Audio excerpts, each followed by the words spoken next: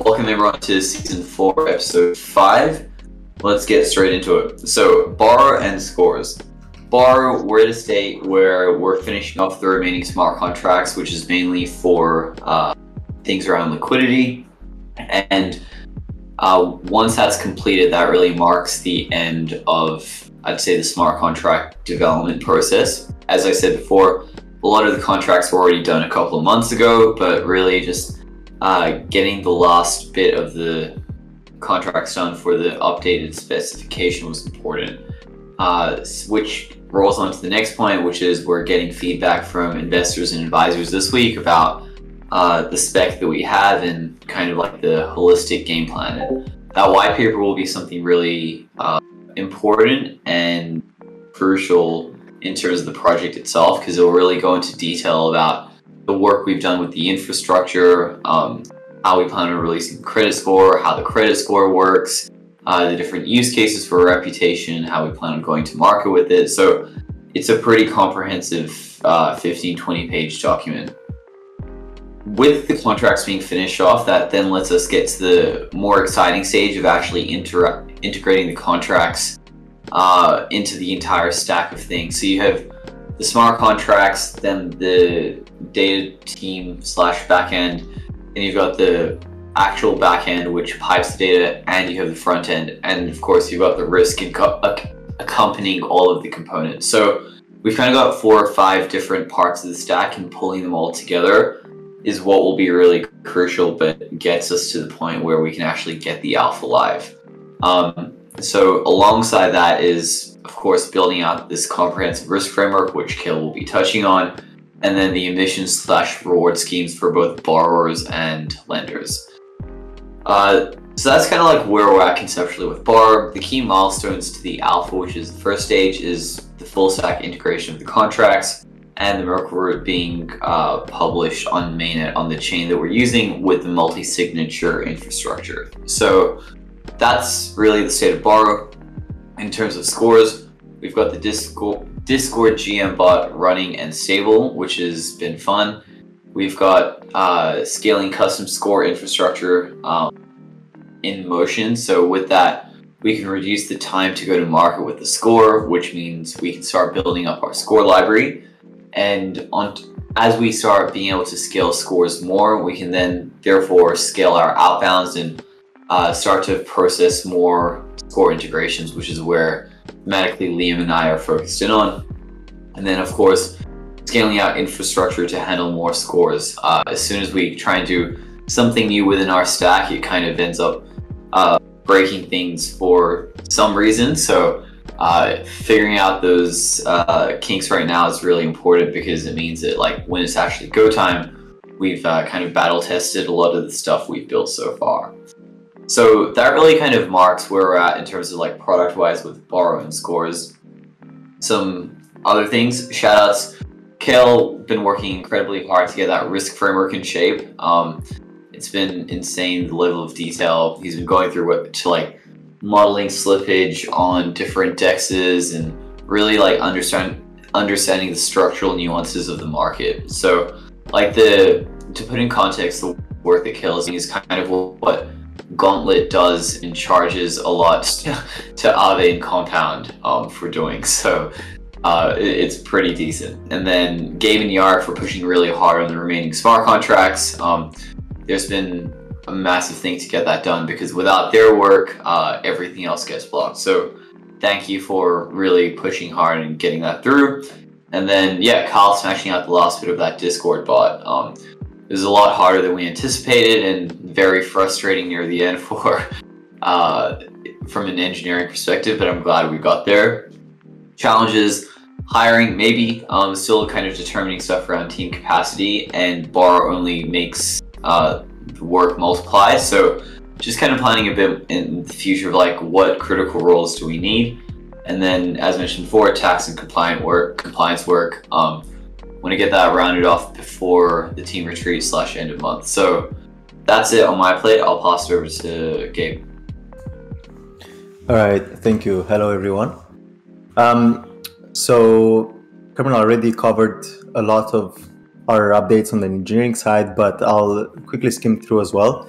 So as Carmen said, the Discord bot was launched this last week. It's currently counting GMs, and we have a very solid infrastructure to scale that bot to new functionality that's coming soon. That's that. The borrow contracts, I would say they're like 70% done. This week we should finish them off and deploy them on a testnet. So I say it's still in progress, but a lot of code was pushed last week. Borrow UI is ready, so like the way we do it is we implement the individual pieces, then we put everything together at the end, and the UI piece for Borrow is ready. And also there were multiple fires coming up, and we handled them. Shout outs to Kyle. I wanna give a shout out to Kyle for pushing the Discord bot. Like Kerman said, once again, like there are a lot of edge cases that you have to think about, and right when you finish, when you think you finished, that's when you find another edge case. So that's we're glad that's pushed. And so this week we want to finish and deploy the borrow contract on testnet. So by the end of the week we should be able to make a borrow process end to end on a testnet like Ringbee. Also connecting the borrow UI to the smart contract. So like I said, basically connecting the UI with the backend and the smart contract pieces, and make sure the flow works together. We also want to finish to deploy the multi-sig process on Polygon in Mumbai. So borrowing is going to be launched on Polygon, and having a multi-sig, the infrastructure for Merkle root signing is going to be via multi-sig, and that's going to be deployed this week. Also, we want to, so here it says scale up sync process with Titan. Titan, for those who don't know, is the code name for the backend team. So what we want is essentially, we have already started, but we want to finish the process of having the ability to push much more scores, like increase the limit tremendously, and make the process very easy between the data team and the backend. So that should be done this week. And finally, I don't know if you saw, but on our page we have a count for passports claimed. We want to change that to active passports to basically make the difference between like passports who are claimed by bots and those who are real users. Challenges for this week. So like you probably know already, so there are many parts to put together. So making sure everything goes smoothly is key. And the more scores implies more scaling challenges, because essentially we have to, like, if there are more scores, we gotta, like, if there's a problem with them, like some problems might arise, but hopefully we'll get through without problems. So yeah, so that's it for engineering. I want to pass it on to KL. Hello, GM to everyone. So where do I even start with the update this week? So there's a lot of things going on in the data squad at the moment. So last week we had a Uniswap airdrop score go live. There's lots of custom score work happening generally in the background.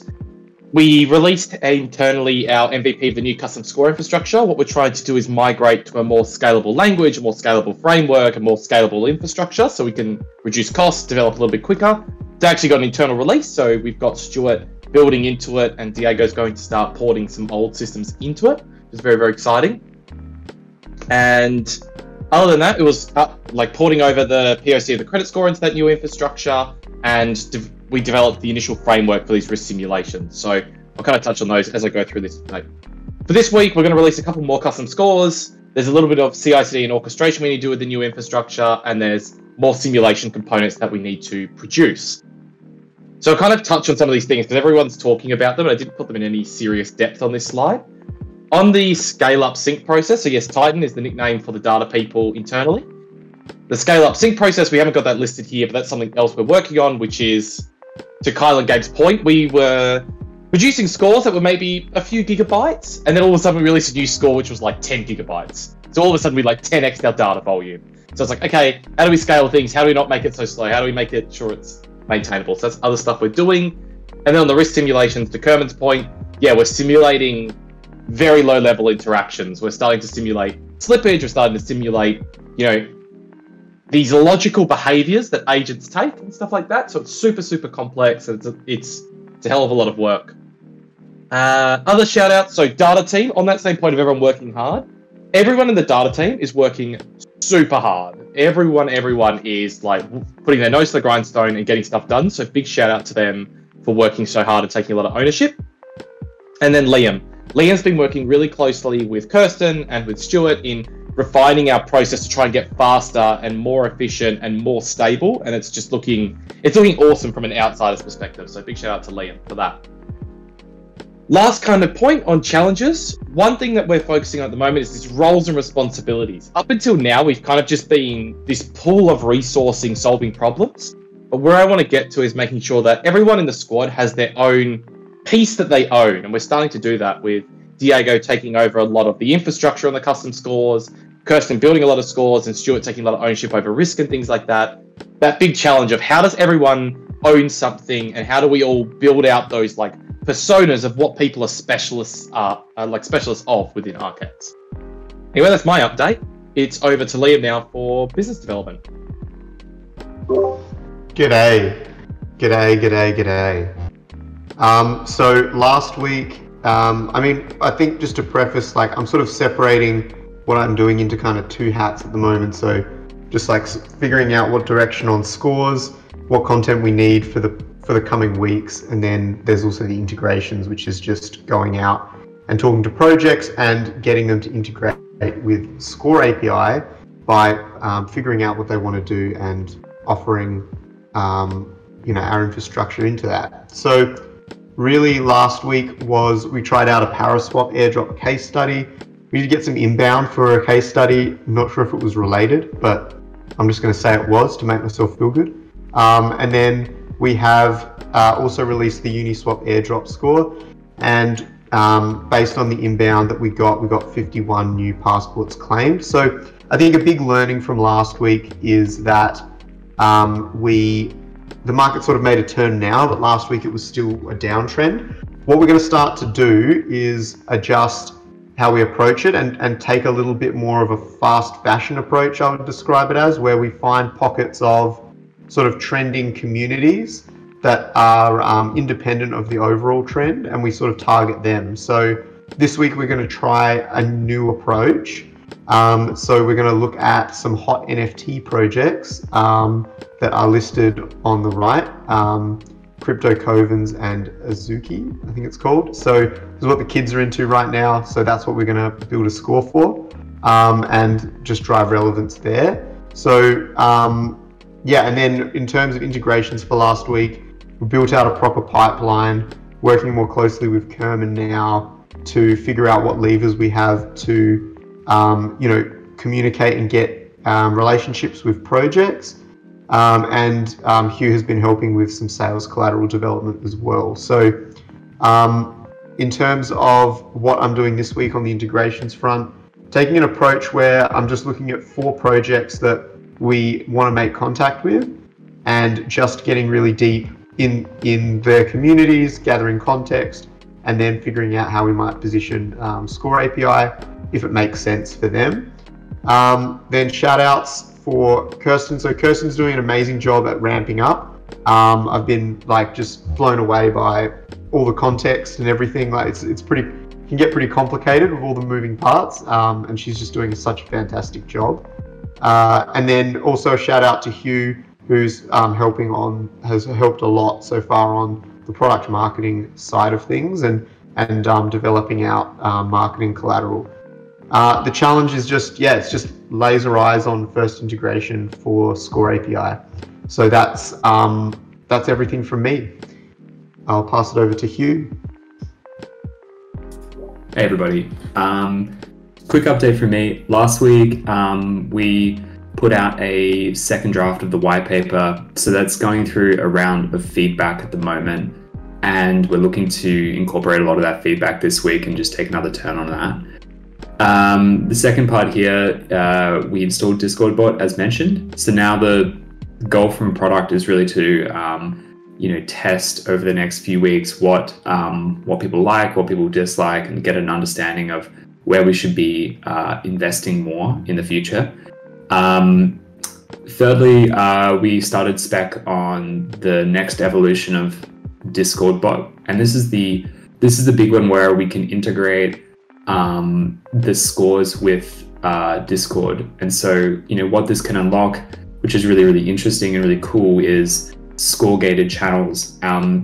So this is like a massive step change compared to what we have today with Collab Land and Guild, because of all the custom logic you can build in. It just makes it super, super powerful, and we're really excited. We've built our flows already, and now we're closing out a few small questions, and we should be like in a spot that's fairly good to go once we've got capacity on engineering side.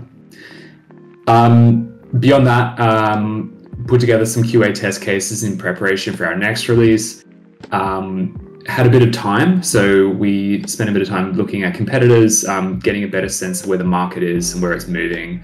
And this is all kind of helping to solidify our positioning in market, which is really, really good, and it kind of feeds into the marketing or product marketing stuff that Liam mentioned. And then the final very small thing was we migrated some skins from the Zora marketplace to OpenSea. So that's all the stuff from last week. This week coming, we have this team retreat coming up, so we're just doing some planning for that. Very hard because of all the changing rules around countries and where we can all travel, but we're doing our best here.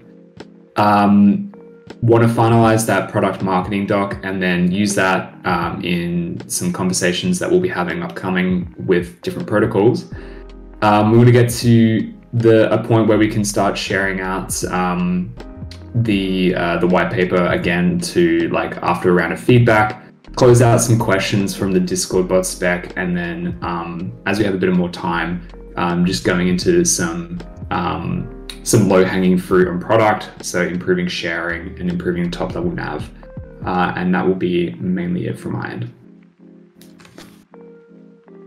That marks everything for today. Thank you all for jumping in. I think we have one Q&A question. I think it was, when's Bar going to be live, not just white paper? I'm very eager to use it.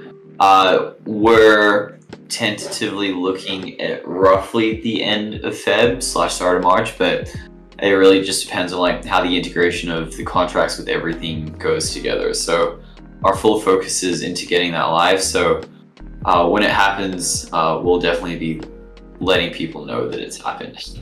But that's about it for now, and catch everyone next week. See ya.